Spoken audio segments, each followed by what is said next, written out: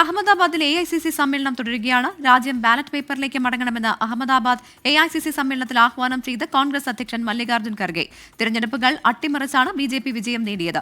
തിരഞ്ഞെടുപ്പ് കമ്മീഷൻ കേന്ദ്ര സർക്കാരുമായി ചേർന്ന് ഒത്തുകളിക്കുകയാണെന്നും ഖർഗെ പറഞ്ഞു. ശ്രീനാഥ് ചന്ദ്രൻ അഹമ്മദാബാദിൽ നിന്ന് ചേരുകയാണ്. ശ്രീനാഥ്, കോൺഗ്രസിനെ ഉടച്ചു വാർത്ത് ഒരു പുതിയ രൂപത്തിൽ തന്നെ പുറത്തെത്തിക്കാനുള്ള തീരുമാനങ്ങൾ കൈക്കൊള്ളാനുള്ള സമ്മേളനം കൂടിയാണ് ഇപ്പോൾ പുരോഗമിക്കുന്നത്. അതിനിടെയാണ് കേന്ദ്ര സർക്കാരിനെതിരെ അതിരൂക്ഷ വിമർശനം ഖർഗെയുടെ ഭാഗത്തു നിന്ന് തന്നെ ഉണ്ടാകുന്നത്. എന്തൊക്കെ കാര്യങ്ങളാണ് ഖർഗെ പറഞ്ഞത്? ഒപ്പം ഈ യോഗത്തിന്റെ കൂടുതൽ വിവരങ്ങൾ എങ്ങനെയാണ്?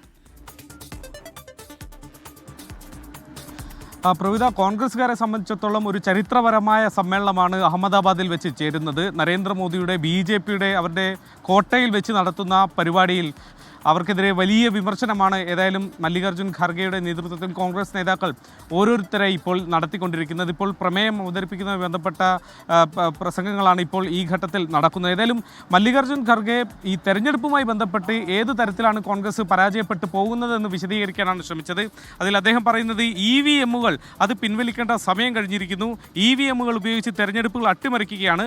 മഹാരാഷ്ട്ര അടക്കമുള്ള സമീപകാലത്ത് നടന്ന തെരഞ്ഞെടുപ്പുകൾ അദ്ദേഹം ചൂണ്ടിക്കാണിക്കുന്നുമുണ്ട്. അതുകൊണ്ട് ബാലറ്റിലെ രാജ്യം മടങ്ങണം. തെരഞ്ഞെടുപ്പ് കമ്മീഷൻ കേന്ദ്ര സർക്കാരുമായി കൂട്ടുനിന്നാണ് ഇത്തരമൊരു അട്ടിമറിക്ക് കളമൊരുക്കുന്നത് എന്നതാണ് അദ്ദേഹം ഉന്നയിക്കുന്ന ഒരു ആരോപണം. അതോടൊപ്പം തന്നെ വഖഫ് അടക്കമുള്ള വിഷയങ്ങളിൽ ചർച്ച നീണ്ടുപോയത് നമ്മൾ പാർലമെന്റിൽ കണ്ടതാണ്.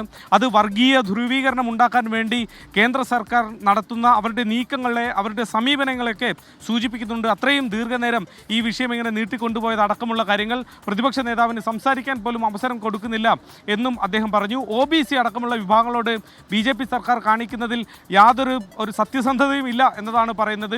വോട്ടിന് വേണ്ടി മാത്രമാണ് ഇങ്ങനെ ഒരു പ്രകടനം നടത്തുന്നത് എന്നും അദ്ദേഹം പറയുന്നു.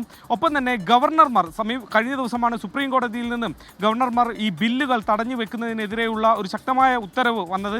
അതും ഇന്നത്തെ ഈ സമ്മേളന വേദിയിൽ മല്ലികാർജ്ജുൻ ഖാർഗെ ഉയർത്തിക്കാണിച്ചു.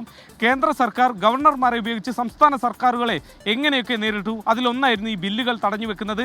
അതേതായാലും ഇനി ആ പണി ഏതായാലും നടപ്പാവില്ല എന്നതാണ് മല്ലികാർജ്ജുൻ ഖർഗെ പറയുന്നത്. UPA സർക്കാരിൻ്റെ കാലത്ത് സംസ്ഥാനങ്ങളുമായി നല്ല ബന്ധമുണ്ടായിരുന്നു. ഇപ്പോൾ ഫണ്ടുകൾ തടഞ്ഞു വെക്കുന്ന അടക്കം അതിൽ അങ്ങനെ ചെയ്യുന്നുണ്ട്. അതുമാത്രമല്ല, കോൺഗ്രസിൻ്റെ സർക്കാരാണ് സംസ്ഥാനങ്ങളെങ്കിൽ ഈ ഒരു പ്രശ്നം അത് അതീവ ഗുരുതരമായി തന്നെ ഉണ്ട് എന്നും അദ്ദേഹം സൂചിപ്പിക്കുന്നു. ഏതായാലും സംഘടനാ തലത്തിൽ കോൺഗ്രസിനെ തെരഞ്ഞെടുപ്പിൽ തയ്യാറാക്കുന്നതിൽ DCCകളുടെ ഒരു പ്രാധാന്യം കൂടി അദ്ദേഹം സൂചിപ്പിച്ചു. ഇനിയിപ്പോൾ സ്ഥാനാർത്ഥികളെ തീരുമാനിക്കുന്ന കാര്യത്തിൽ പോലും DCC അധ്യക്ഷന്മാരുടെ വാക്കുകൾ കേൾക്കും, അവരെ കൂടി പരിഗണിക്കും എന്നും അദ്ദേഹം പറയുകയുണ്ടായി. ഏതായാലും ഇപ്പോൾ അല്പസമയത്തിനകം തന്നെ രാഹുൽ ഗാന്ധി കൂടി ഈ സമ്മേളന വേദിയിൽ സംസാരിക്കും.